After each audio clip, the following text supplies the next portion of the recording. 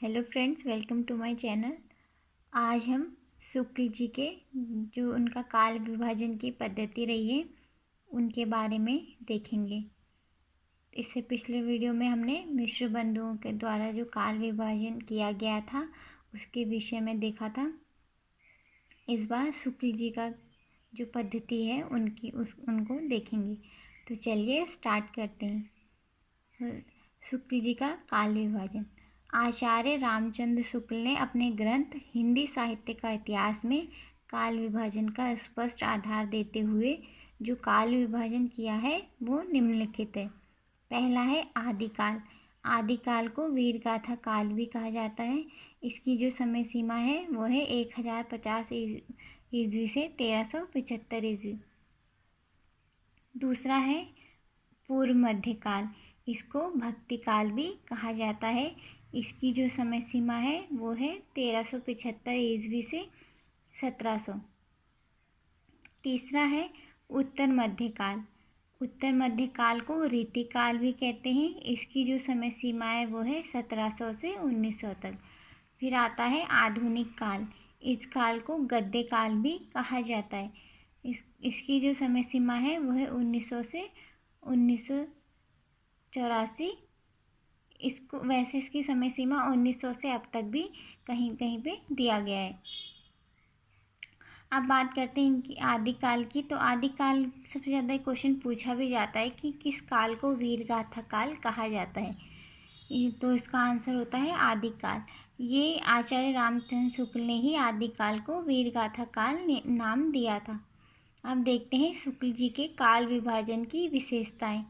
पहली जो इनकी विशेषता है, इसमें हिंदी साहित्य का प्रारंभ 1050 ईस्वी से मानकर अपभ्रंश की उन रचनाओं को हिंदी में स्थान नहीं दिया जो मिश्र बंधुओं के द्वारा हिंदी साहित्य का प्रारंभ 1700 ईस्वी में मान लेने के कारण हिंदी में समाविष्ट कर ली गई।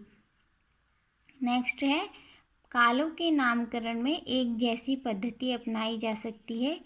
कालखंडों का नामकरण उस काल विशेष में पाई जाने वाली प्रधान प्रवृत्ति के आधार पर किया गया है। जिस काल में जो रचनाएं मुख्य तौर पर लिखी गई थी उनका आधार जो था उसी के उसमें इन कालों का नामकरण किया गया है। अगली विशेषता देखते हैं। फिर है मिश्र बंधुओं के काल विभाजन में जहाँ काल खंडों की संख्या 8 तक पहुँच गई थी, वहीं इस काल विभाजन में काल खंडों की संख्या 4 तक सीमित कर दी गई है।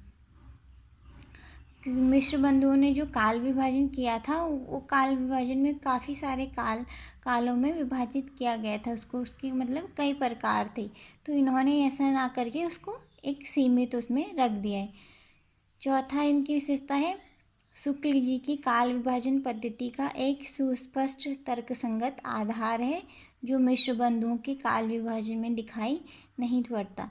फिर है शुक्ल जी के काल विभाजन पद्धति का आधार।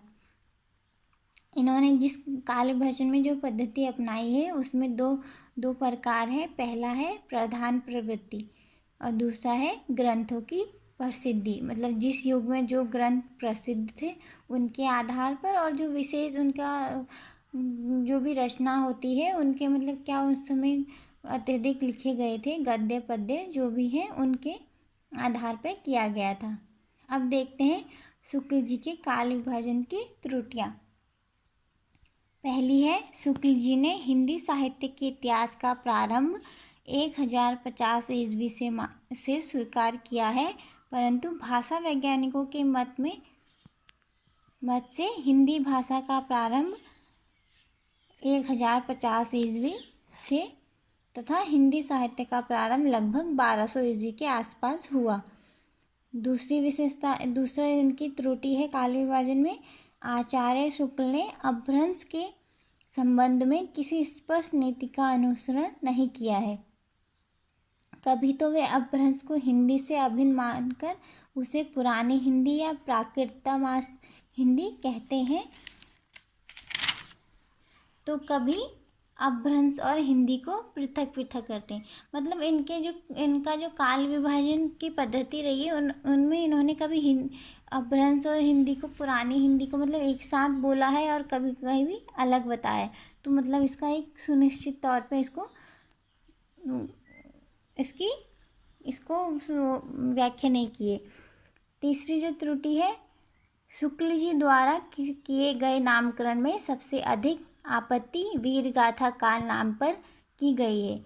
जिन रचनाओं के नाम पर इस काल का नामकरण किया गया है वे अप्रमाणिक, अस्तित्वहीन एवं परवर्ती काल की सिद्ध हो गई है। मतलब जिस वीरगाथा काल इनका नाम रखा गया जिस काल का, उस काल की जो रचनाएं हैं वो मतलब अस्तित्व में नहीं है। मतलब वो कहीं पढ़ी ना वो मिली हैं, या मतलब उनका कोई आधार या अस्तित्व है ही नहीं। तो इसलिए इन पे आपत्ति की गई थी इस नाम को लेके। जो लास्ट इनकी जो त्रुटि है काल विभाजन के लिए, वो है शुक्ल जी द्वारा किया गया कालों का नामकरण किसी एक पद्धति को सूचित करता है, जबकि उन कालों में अनेक प्रवृत्तियां साथ साथ विकसित होती रही हैं। ये शुक्ल जी ने जो काल विभाजन किया था उसमें जो रचनाएं लिखी गई थी उनके आधार पर किया था, परंतु जो रचनाएं मतलब एक ही जिस ईस्वी में जिस समय सीमा में इन्होंने कालों को बांटा है, मतलब उसी सीमा के अंतर्गत दूसरे अन्य प्रवृत्ति की रचनाएं भी लिखी गई थी। तो ये थे रामचंद्र शुक्ल द्वारा जो उन्होंने काल विभाजन किया था उस पद्धति का क्या आधार था, उनकी क्या विशेषताएं थी और उनकी क्या त्रुटियां थी। So thanks for watching.